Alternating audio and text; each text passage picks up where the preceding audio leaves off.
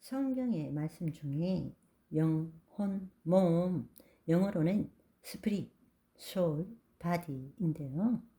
영혼과 육체에 대한 바른 이해는 첫 번째로는 우리의 올바른 구원론과 두 번째, 우리 자신이 누구인지에 대한 정확한 정체성과 세 번째로는 구원을 이루어가야 하는 신앙생활에 있어서 지대한 영향을 미치게 됩니다. 우리가 영과 혼과 몸에 대한 이것을 제대로 이해하지 못하면 우리는 그리스도 안에서 새로운 피조물로 살 수도 없을 뿐만 아니라 확신 없는 혼돈 속에서 살게 됩니다.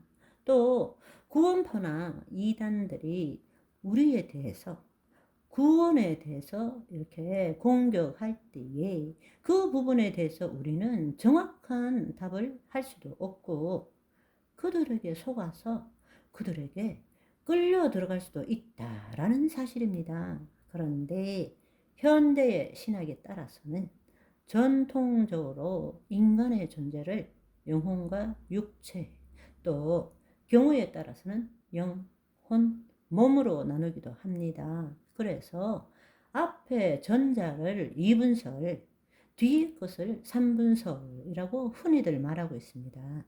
이런 관점은 하나님이 창조하신 인간을 하나님의 관점에서 본 것이 아니라 인간의 관점에서 인간을 보다 더 잘 이해하기 위해서 개념적으로 나누어 놓은 것일 뿐이기 때문에 어느 한 주장에 집착하거나 서로를 배척하고 고집하는 것은 바람직하지 않다고 생각합니다.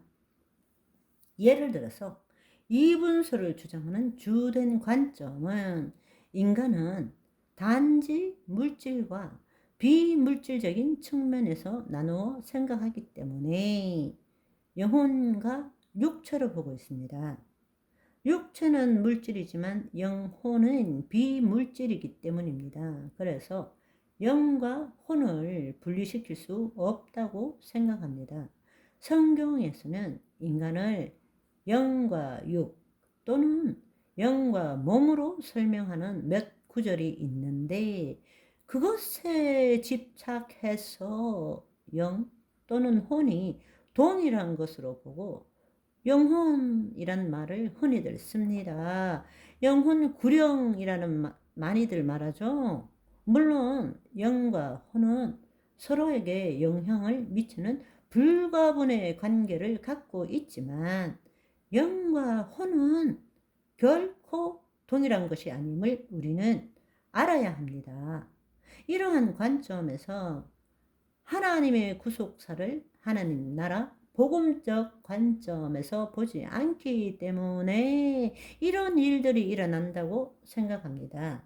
또 반대로 삼분설의 주된 주장은 영은 하나님을 의식하고 영적 세계에 관계하는 일을 담당하고 혼은 자기를 의식하고 정신 세계와 관계하는 것을 담당하고 몸은 세상을 의식하고 물리 세계와 관계하는 것으로 봅니다. 그러나 영혼, 몸은 하나가 되어서 온전한 인격체를 이루고 서로가 서로에게 유기적인 영향을 미칩니다. 따라서 영혼, 몸을 단지 기능적이거나 역할적인 측면으로 나누어 생각하는 것은 그것도 온전치 못합니다.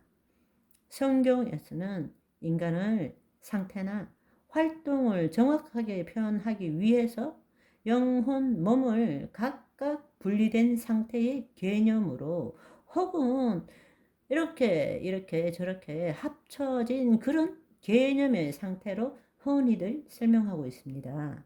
그래서 인간을 이분설이다, 삼분설이다 이것으로 규정하고 주장하는 것은 결코 온전치 못하다라는 것을 저와 여러분은 알았으면 좋겠습니다.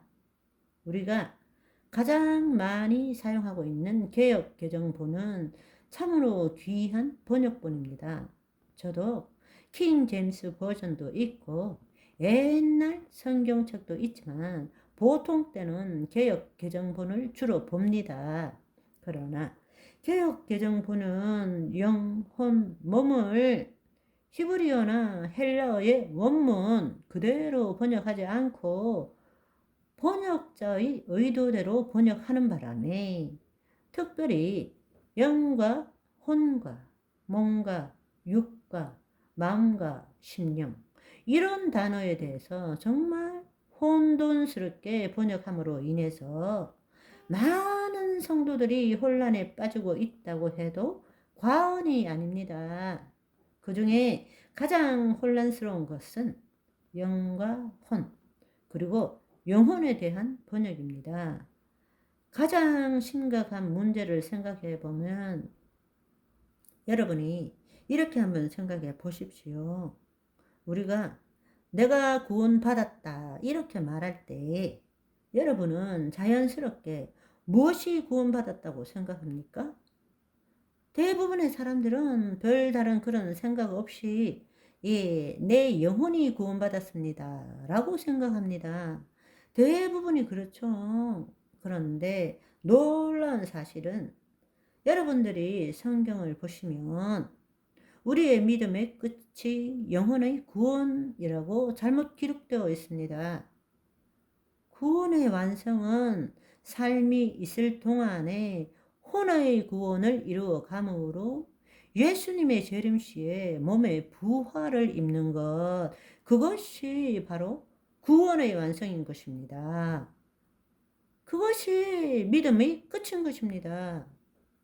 오늘도 저와 여러분은 성경 말씀을 제대로 이해하고 하나님의 뜻 가운데 말씀을 이루는 자로 하나님의 사랑이, 하나님의 능력이 나타나는 귀한 날 되시기를 소망합니다.